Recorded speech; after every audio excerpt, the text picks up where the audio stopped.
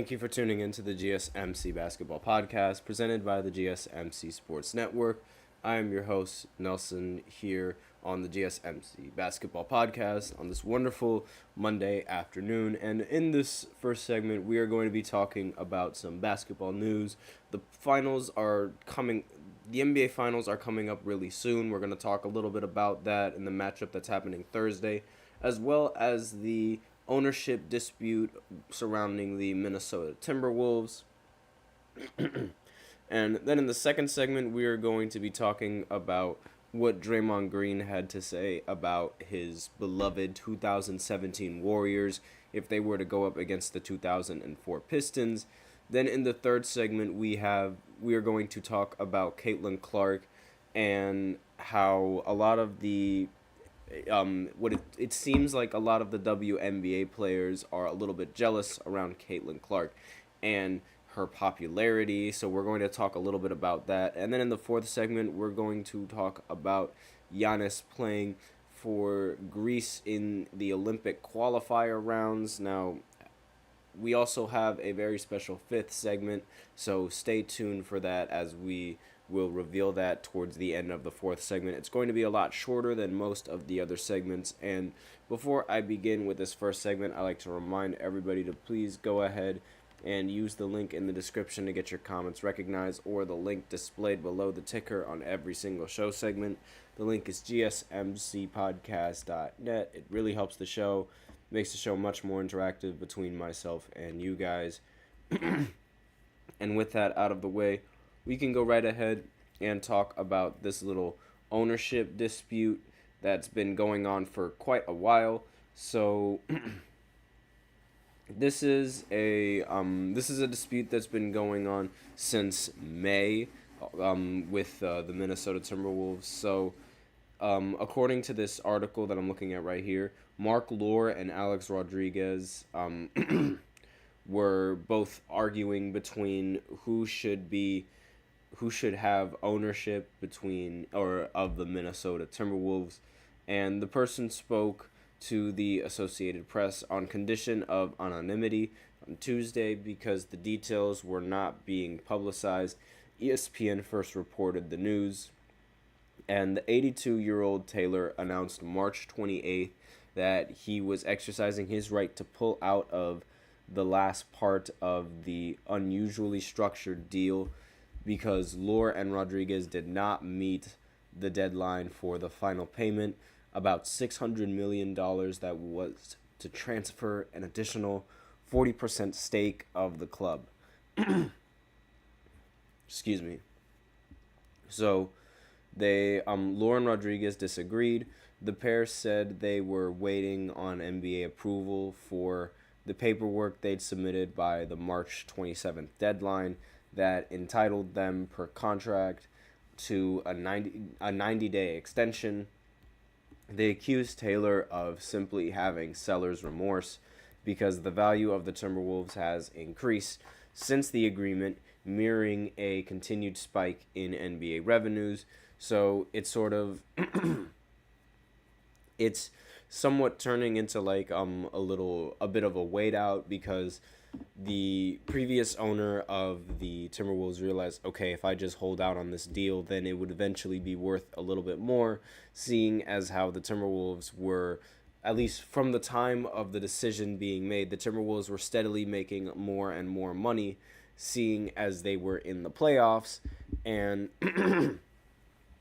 being in the playoffs immediately means that you make and you generate a lot more attention coming in from the media, and that would mean you generate a lot more funds, and that's something that would help the organization going forward. So that's one of the things that's been going on previously or over the basketball world, and it's been a weird situation, but now since there were no games that were going on because we are currently waiting on the Boston Celtics to match up against the Dallas Mavericks, and this is going to be a very exciting matchup indeed. I cannot wait to see the Boston Celtics, they're most likely going to be healthy, and I have a feeling that the Celtics are going to end up winning in this series because of their stronger roster, as well as their stronger they have stronger defense, and they have a lot better offense that could also I just feel like the team is a lot stronger than the Dallas Mavericks lineup. I mean, the Mavericks and the Celtics, they both have the offense, but the Celtics, they have a lot better defense at the 1 through 5 compared to the Dallas Mavericks. I mean, I think that, the all the defenders all the players that the Celtics have in their starting lineup, they're all rather, competent defenders, especially the 1 and the 2 with Derek White and Drew Holiday. And having Jaylen Brown as, your third best defender, or Jason Tatum as your fourth best defender, it's really something that's that not many squads can say that they have. And again, having these defenders in the starting lineup just ultimately makes the team that much more difficult to beat in the postseason. And it's really it's going to put the pressure on Dallas immensely, because Dallas is expected to play really well offensively, but that's basically the only thing that they have going for them, because, if they do not show up offensively, then there's no guarantee that they can show up defensively, because this Boston Celtics team, they're very expendable. They have a very solid offense from the 1 through the 5. And, everyone can do something with the ball. And with that in mind, that, it makes everything a little bit more, I can't really say, it makes everything a little bit more difficult for the Dallas Mavericks, because they have to be busy guarding the 1 through the 5, where, the Celtics, they would only have to worry about guarding the 1 and the 2, because essentially, Kyrie and Luka, they're the only 2 players that are doing anything with the basketball. And as long as they can keep those 2 contained, they can keep the Dallas Mavericks contained, which is, it's a pretty good strategy. But the only real problem is that, keeping Kyrie Irving contained and keeping Luka Doncic contained, it's really difficult. There's it's not easy. There's nothing easy about it, and there's no, you can't really get away with messing up when Luka Doncic is on offense and Kyrie is on offense, because it's they most likely they will find a good shot and they will take whichever shot you give them, which is not something that is ideal for any kind of team, especially if it's just them taking the shots. You want to force somebody else to take the shots if you are the Boston Celtics. If you can force someone else to take the difficult shots, then you put yourself in a much better situation to win. And that's ultimately what you want, because if you don't want to be playing catch up with the rest of the other players on the team, because if you're playing catch up, then you're never going to be able to make it out of a hole when you're playing catch up with Luka. We saw the Timberwolves, they had to play catch up most of the time in Game 5, and that didn't work out for them whatsoever. So you definitely have to you got to be careful when you're going up against those 2. So with that, we are out of time for this first segment. So now I will go ahead and go into the second segment, where I talk about the 2017 Warriors going up against, or what would happen if the 2017 Warriors went up against the 2004 Pistons. This was obviously a topic that began with Draymond Green. So I will be right back after this short break. Stay tuned. I feel like I'm losing my mind. Is everybody in the world blind? Please, Lord, give me a sign, a sign. I feel like I'm losing my mind. everybody in the world blind? Please, Lord, give me a sign, a sign.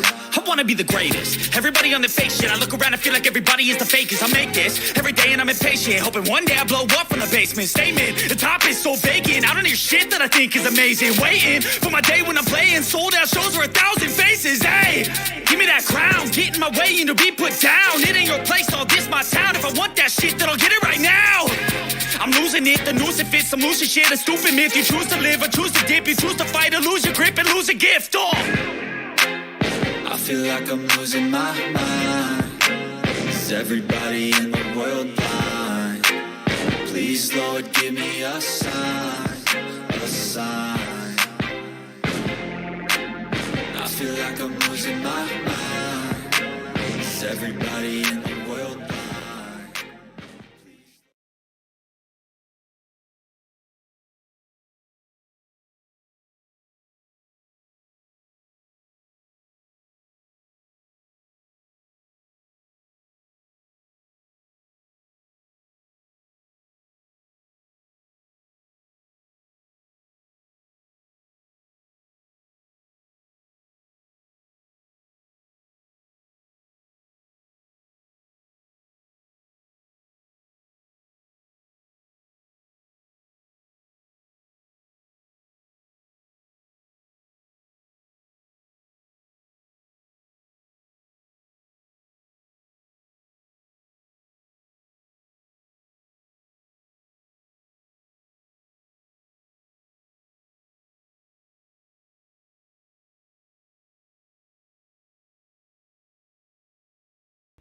And we are back with the second segment of the GSMC Basketball Podcast presented by the GSMC Sports Network. And in this second segment, we are going to be talking about whether or not the 2017 Warriors can go up against the 2004 Pistons, who would win in that matchup, which team would have the best chance, and in how many games do I think the team would win. Before I begin, however, I'd like to remind everybody to please go ahead, use the link in the description to get your comments recognized, or the link displayed below the ticker on every single show segment. That is GSMCpodcast.net. It really helps the show, makes the show much more interactive between myself and you guys. And with that out of the way, we can go right ahead and we can talk about the 2017 Warriors going up against the 2004 Pistons. So, Rasheed Wallace, he made a claim that the 2004 Pistons would dominate the 2017 Warriors.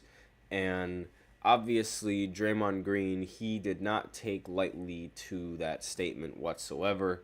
Now, the 2017 Warriors, they were arguably one of the best offensive teams to ever be assembled. They had Stephen Curry, Klay Thompson, two of the best three-point shooters to ever walk the face of the earth. They also had Kevin Durant, who was one of the best mid-range shooters to actually still is one of the best mid-range shooters ever. And obviously, he is one of the top two small forwards in recent NBA history. And the only player that he has not been better than in the previous decade is LeBron James. Aside from that, he's been arguably top 3, top 5, top 2. And he's always been in the conversation as being one of the best players in the NBA. Not to mention Draymond Green also being one of, on the roster, one of the best NBA defenders that the league has seen. And then you also have Sean Livingston. He is one of those, he is one of the most underrated bench players that the league has seen. He is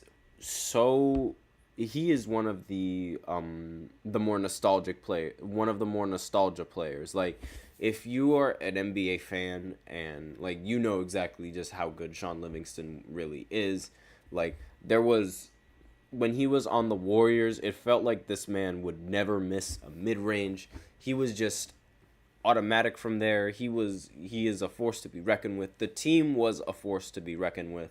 and it was like the one and only team that guaranteed 2 championship wins. Like, I mean, when they were playing together, it was guaranteed that they would win every single time.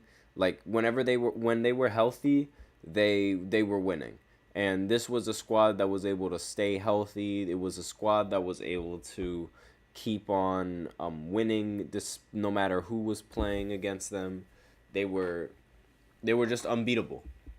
And Rasheed Wallace, he confidently asserted on the Sheed and Taylor podcast that his 2004 Pistons would easily handle the 2017 Warriors. Now, the Pistons, they are the only NBA team in NBA history that has won a championship without having a top 75 player on the roster. And despite not having a top 75 player on the roster, that doesn't mean that they didn't have a really good squad. Now, they had the 2 main players on the team were Chauncey Billups and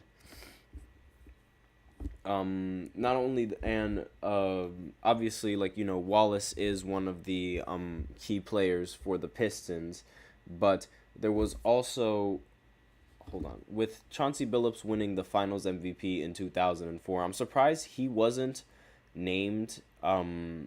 He wasn't on the top 75 team, and honestly, it's surprising that Kyrie isn't on the top 75 team, but that is a completely different conversation right there. There was also Ben Wallace, who was on the Pistons championship team, and he is obviously one of the best defenders that the Pistons have ever had. He is a 4-time Defensive Player of the Year winner, and obviously him being known for his defense, it makes sense why he wasn't named on the top 75 list, because most of the time, like, at least now with how the voting and how the fan service goes to, if you aren't really good on the offensive side of the ball, then you aren't going to be that popular. But if you are good on the offensive side of the ball, then you are going to be a little bit more popular than the other person. And honestly, it's the fact that Wallace made this kind of claim towards the Golden State Warriors and their 2017 team, saying that his team would easily beat that team. It's a little bit difficult to envision, seeing as how, like, you know, because that Kevin Durant team, in my eyes, it's one of the more unstoppable teams that the NBA has ever seen. Like, Wallace emphasized the Pistons' NBA record of holding teams to under 70 points, and it was a feat that he believed is unbreakable in the current high scoring era, and he argued that this defensive strength would have overwhelmed the offensive juggernaut that was the 2017 Warriors. Now, I personally do not think that their defense would have overwhelmed the Warriors. I think they would have been just fine, because, I mean, their offense was just way too good, having Curry, Clay, and Kevin Durant. I mean, it's too good. And Wallace's main points centered around the individual matchups. He believed that Steph Curry, despite his offensive brilliance, would struggle defensively against Richard Hamilton, who was also a really good member on the squad. But again, I don't really think that Richard Hamilton would have done much or would have made much of a difference when going up against these Warriors. And Wallace he also, like, I did mention Chauncey Billups, but Wallace also mentioned him, saying that Billups would have a significant size and strength advantage over any defender that the Warriors could put on him. And additionally, Wallace pointed out Tayshaun Prince's underrated scoring ability and argued that the Warriors were not accustomed to the physicality that the Pistons brought to the game. Draymond Green countered Wallace's claims by highlighting the scoring disparity and the strategic use of pick and roll plays that would exploit the Pistons' defensive setup. obviously, like, whenever you implement this kind of spacing, and one of the things that, they mentioned how there was going to be a size mismatch between, like, Chauncey Billups and all of the other guards. There's also going to be a size mismatch with Kevin Durant and most of the, the small forwards and most of the power forwards, because it's like the power forwards they're going to be tall, but they aren't going to be quick enough. And the small forwards are going to be quick enough, but they aren't going to be tall enough. So there's no one really on the roster that could maintain that kind of balance with Kevin Durant, especially if he decides to go off, because he's got that move, he's got that in his arsenal. Now, Green's points about the Warriors' scoring ability suggest that the Pistons' defensive records wouldn't hold up against the high-octane offense of the 2017 Warriors. I agree with Draymond Green, and the offense is just too powerful. Like, there's just no way that any team would be able to stop this kind of high-caliber offense. And the defense was it was a lot stronger in the paint than it was. Not saying that their perimeter defenders weren't all that great, but, they didn't really have anything, they didn't really have any kind of defensive task like guarding Steph or guarding Kevin Durant or guarding Clay. That's a completely different story. So with that, that's basically all I have for this second segment. So now I will go ahead and go into the third segment, where I talk about Caitlin Clark and how she's been getting unnecessary hate from a lot of the WNBA players, and as well as some of the fans, but mainly talking about some of the players right after this short break, so stay tuned. Looking for your daily fix of sports talk without having to pay for it? GSMC Sports Network is available on YouTube. Just search GSMC Sports Network. Get your fix of daily sports talk shows on YouTube, absolutely free. NFL, college football, NBA, MLB, MMA, UFC, fantasy football, and so much more. GSMC Sports Network has shows running all day long, with new sports shows starting every 2 hours. Just like on your favorite cable sports channel, except GSMC Sports Network is absolutely free. Just search GSMC Sports Network on YouTube to catch one of your new favorite shows, like the GSMC College Football Podcast, Chip Shot Football Podcast, Hoops and Heels Women's Sports Podcast, GSMC Basketball Podcast, and so many more. Check it out for yourself. GSMC Sports Network, now available on YouTube absolutely free. Search GSMC Sports Network on YouTube right now.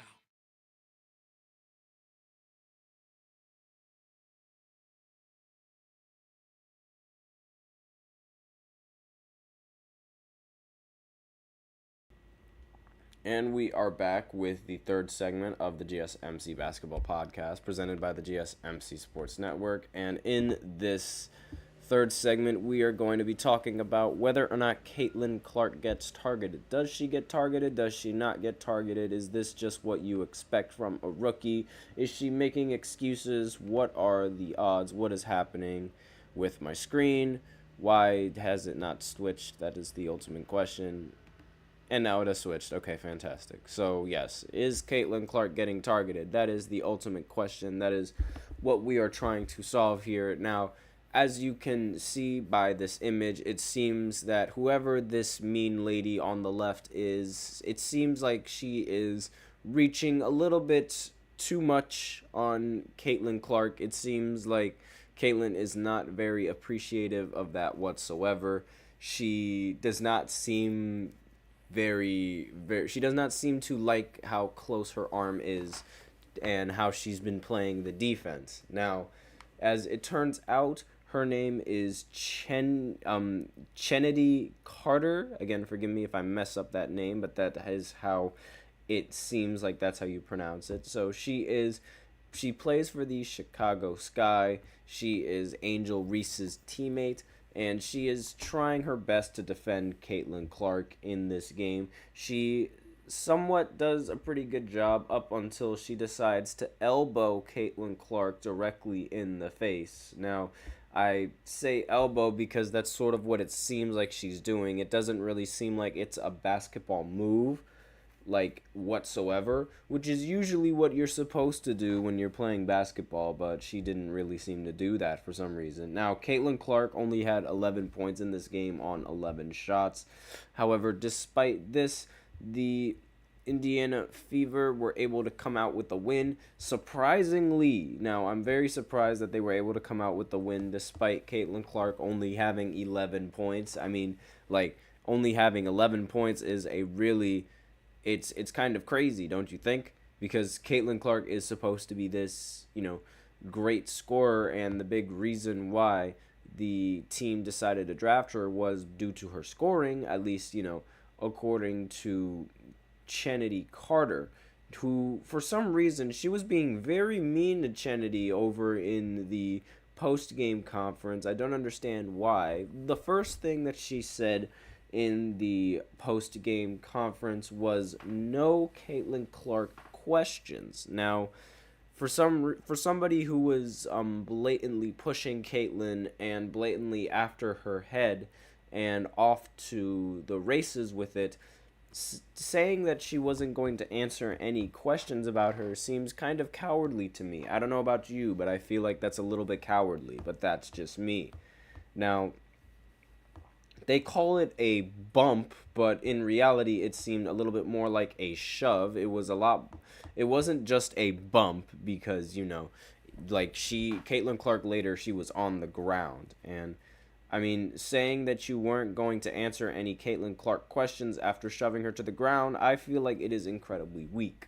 Now, what's even weaker is, the fact that her teammates don't really seem to do anything to help her in the slightest. Now, correct me if I'm wrong, but Caitlin Clark is basically the biggest reason as to why the WNBA is getting a lot more funding and is getting, has the ability to send women to these games on actual flights now. I mean, this woman has basically changed the entire league for you, and here you are not even helping her out when she is on your team, getting shoved around like a rag doll. That does not really make any sense to me. Now, just looking at the rest of this article, yeah, that's according to what Clark had to say, she said that's just not a basketball play. But, I've got to play through it. That's what basketball is about at this level. That's a very mature answer, but I don't really agree with her statement saying that is just basketball at this level.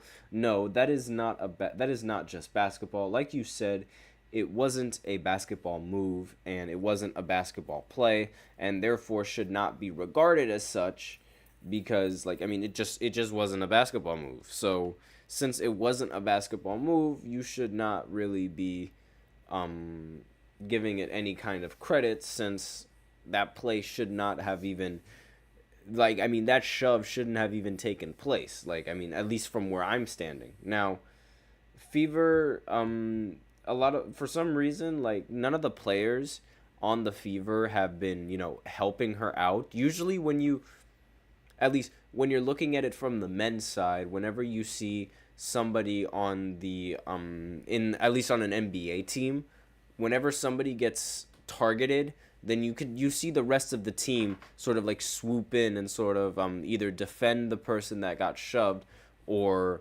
try to get in the other person's face and sort of intimidate him in any kind of way. That's usually what they do to some of those people, but for some reason they just did not. None of the teammates on Caitlin's side end up doing so, and I don't know why. And so there, another quote here is, "We're just going to keep sending these possessions to the league and these plays, and hopefully they'll start, taking a better look at some of the things that we see happening or we think is happening." And it seems like that's sort of the response from the Fever's perspective. Now, just more happy that Caitlin handled it the way she did. It's tough to keep getting hammered the way she does and to not get rewarded with free throws or foul calls. She continued to fight through that. Appreciate that from her really, really proud of her for doing that. Is what the is what Sides posted on X, and that's what the person says. So now, I mean, she didn't play well, but at the end of the day, she ended up winning, which is, I mean, it definitely warrants an apology if you are this woman right here, because I don't understand why a lot of them trash talk. And then what's funny is that became her second win in the entirety of the WNBA season. Like, she didn't win a single game up until this, she didn't win a second game up until this point in her WNBA career, which is, it's kind of disappointing on the both Caitlin's end and on her end, because it's like, how are you losing to a team that has only been able to win one other time, and on Caitlin's side, how are you only winning one other time? Like, it's bad from both perspectives, but in reality, it's more bad on the on Caitlin's perspective, in my opinion, because it's like, why on earth is she not winning more basketball? Like, that is just it's insane to me. But aside from that, I personally think that she's getting targeted. Like, there's really no other way around it other than the fact that she's getting targeted, because it's like, it's blatant every single time when they play, that every single team is sort of like trying to stop her and only her, because like, she's basically the only driving force on the Fever. And it's really like, it's apparent that in order to stop the Fever, you have to stop Caitlin. But it becomes this hit that the WNBA players seem to force on Caitlin. It seemed almost unnecessary, in my opinion, because it's like, why are you trying to hurt her like that? That does not make any sense to me. Like, I don't think anyone should agree with this kind of play. It's not a basketball play, and it has no place in the game whatsoever.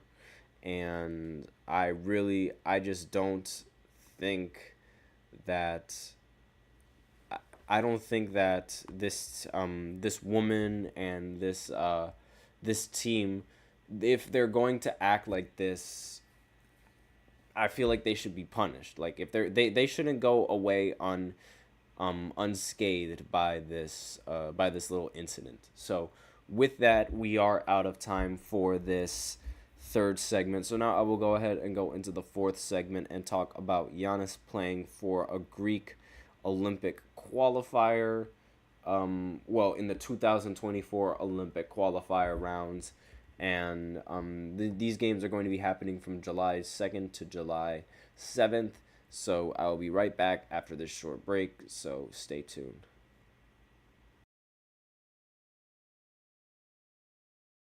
For the best and latest podcasts available anywhere, go to the podcast app on your cell phone and type in GSMC to access free content-rich podcasts on health and wellness, book reviews, sports, entertainment, relationships, social media, movies, technology, finance, and even weird news. Subscribe and download the GSMC Podcast Network's family of shows, available everywhere podcasts are found.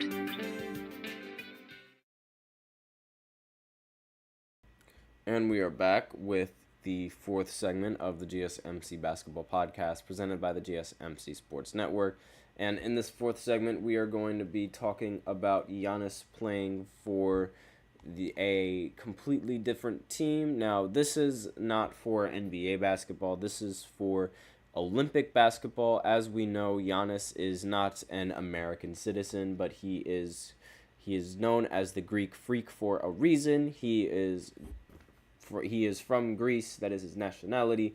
The Greek national head coach Vasilis Spanoulis confirmed on June 1st that the Milwaukee Bucks forward Giannis Antetokounmpo is going to play for Greece in the 2024 Olympic qualifiers, and these games will be set between 24 teams. They will compete in the 2024 FIBA Olympic qualifying tournaments from July 2nd to the 7th in the cities of Piraeus in Greece, Riga in Latvia, and San Juan in Puerto Rico, and Valencia in Spain. And all 24 teams have been divided into 4 8-team tournaments.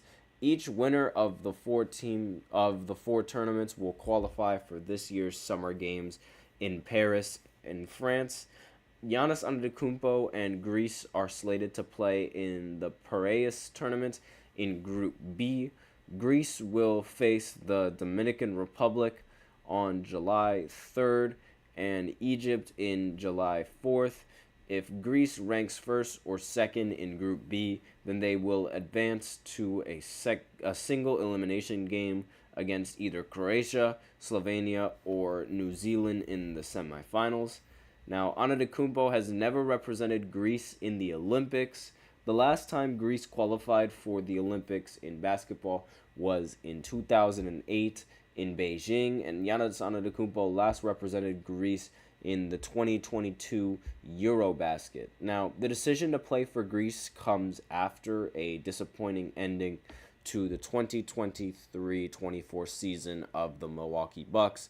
The Bucks were eliminated by the Indiana Pacers in 6 games in the first round of the NBA playoffs, and Giannis did not play at all in the playoffs due to a calf injury he suffered against the Boston Celtics in April 9th. Now, in our opinion, it was not safe for me to be out there because I couldn't run full speed. This was what Giannis Antetokounmpo had to say one day after Milwaukee's season ended with a 120-98 Game 6 loss to the Indiana Pacers. I could run only 30 to 40%. Even now, I can't run full speed. I'm probably going to take a few days, weeks, whatever, months. I don't know how long it'll take until I get back to whatever I need to get back to. And that is basically all that was said in that quote. The 2023 and 24 season was still a historic season for the two-time MVP. Antetokounmpo was named All-NBA First Team and became the first player in NBA history to average at least 30 points per game and shoot 60% from the field in a season. So, obviously, not having him on Team USA is a huge disadvantage for the entire rotation. And, I mean, having Giannis on Team USA, that would be a blessing, and that would be like one of the craziest crossovers ever. However, he is not going to be swayed like that. Not going to be swayed like Joel Embiid, because if you guys remember from a few months ago, Joel Embiid already decided to confirm himself playing for Team USA, and the French national team was really unhappy with that decision.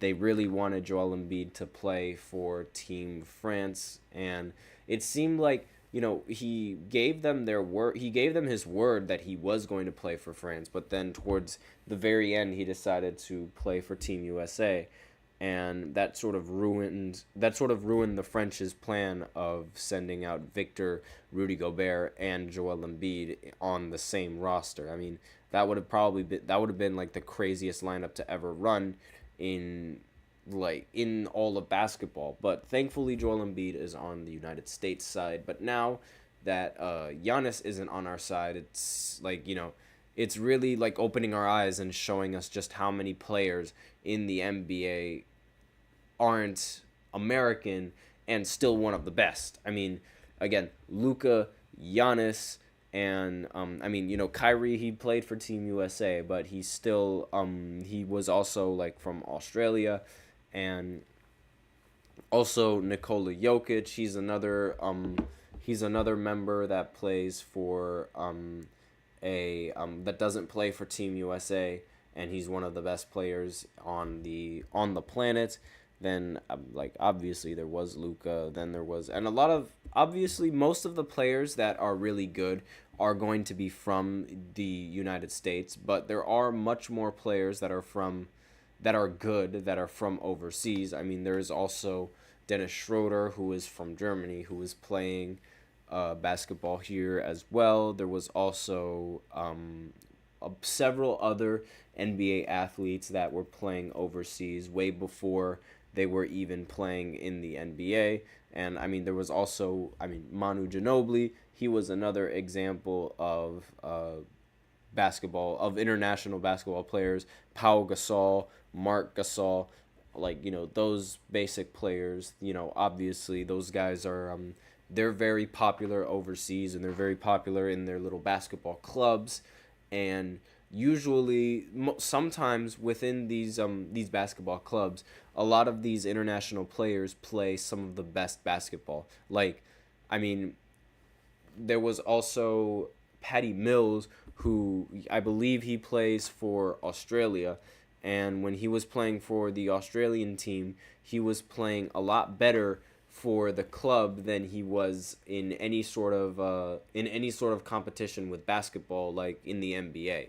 Like, he was playing better on the club team than he was playing in the NBA, which doesn't, it seems a little bit odd, but then when you think about how most of the time these players are going to be playing with other players that they've been playing for years with, which is why Patty Mills, he feels a lot more comfortable playing with those players because he's played with them a lot longer. That's why he's sort of, that's why he has that sort of, that touch on the team. That's why he's been playing a little bit better. That's sort of the big reason as to what, so if that's going to be the case, imagine just how good Giannis is going to be when he plays for Greece. How good maybe his brothers are also going to be playing a lot better when he's on the Greece national team. Who knows? I mean, those guys, they're ridiculously tall. They're just insane. There's some crazy talents, and I mean, obviously Giannis is one of the best talents in NBA basketball and in basketball in general, and really just going up against him in the Olympics, it's probably one of the least satisfying things to do in all of basketball, because it's like you can't beat that. So with that, we are out of time for this fourth segment. So now I will go ahead and go into the fifth segment. I'm really running out of things to talk about now, because now it sort of seems like, there's nothing to really talk about. So now I will go ahead and talk about some news that's brewing over on Twitter about Kevin Durant and how he was at a club practicing his jump shot, because apparently that's what you do at a that's what you do in the video clip, and that's what he sees. That's what we see him doing in the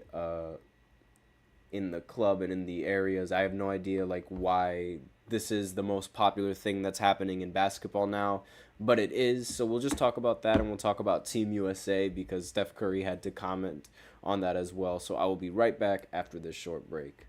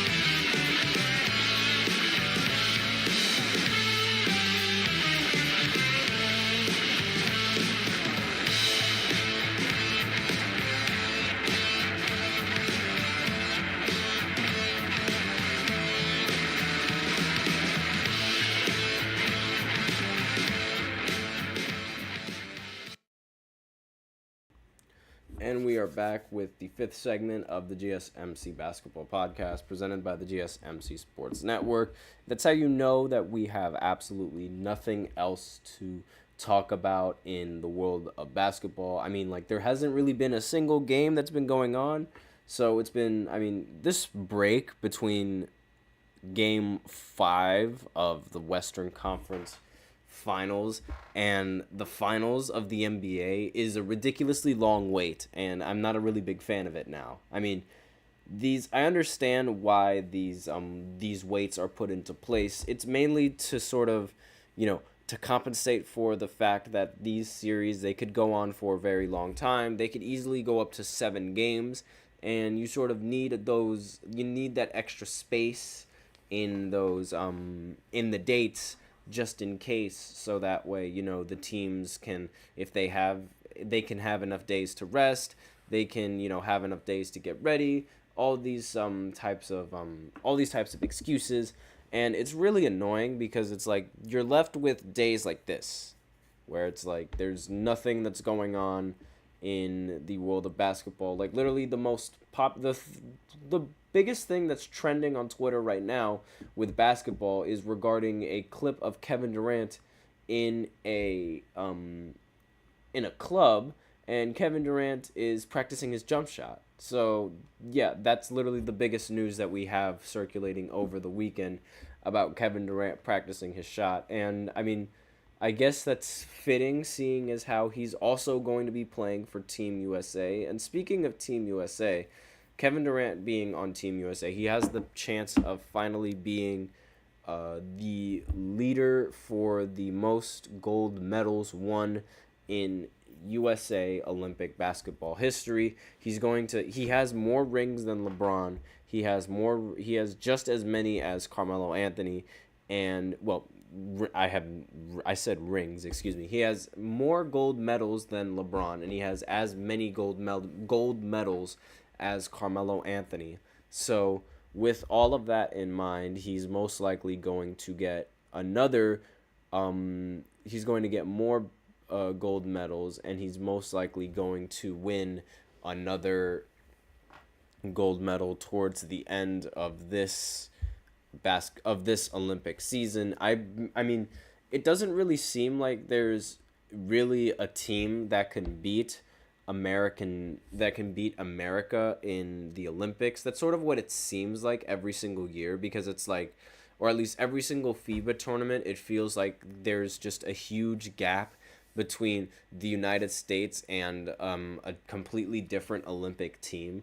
And I mean, again, it doesn't really seem like there's any team that can be close to the United States in terms of talent until the actual games usually start, because I remember when Team USA was looking like it was going to be unbeatable with Kevin Durant and Kyrie in the roster, but they ended up losing to Nigeria at one point. And it seemed like it was a little bit odd, because it was like, okay, why is the Team USA losing to this random team? They ended up winning in the end, but still losing to that team like that was unacceptable. And losing in general, sort of like, it enables a new fight in us, I guess you could say, because every single time that Team USA loses, they always go back to their A team. Because if you remember correctly, the previous FIBA basketball tournament, LeBron didn't decide to participate.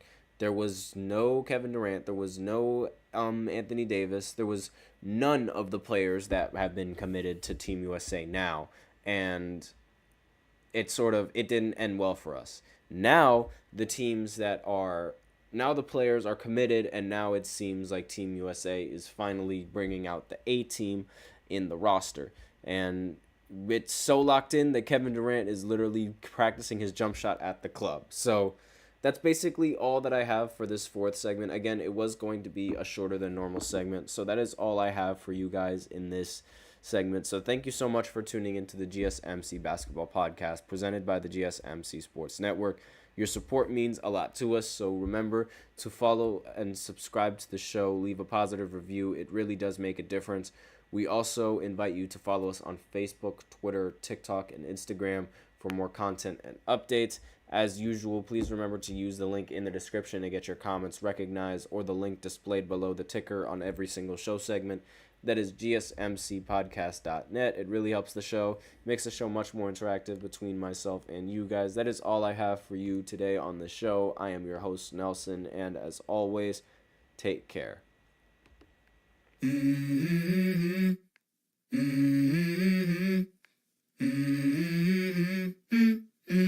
Let's go.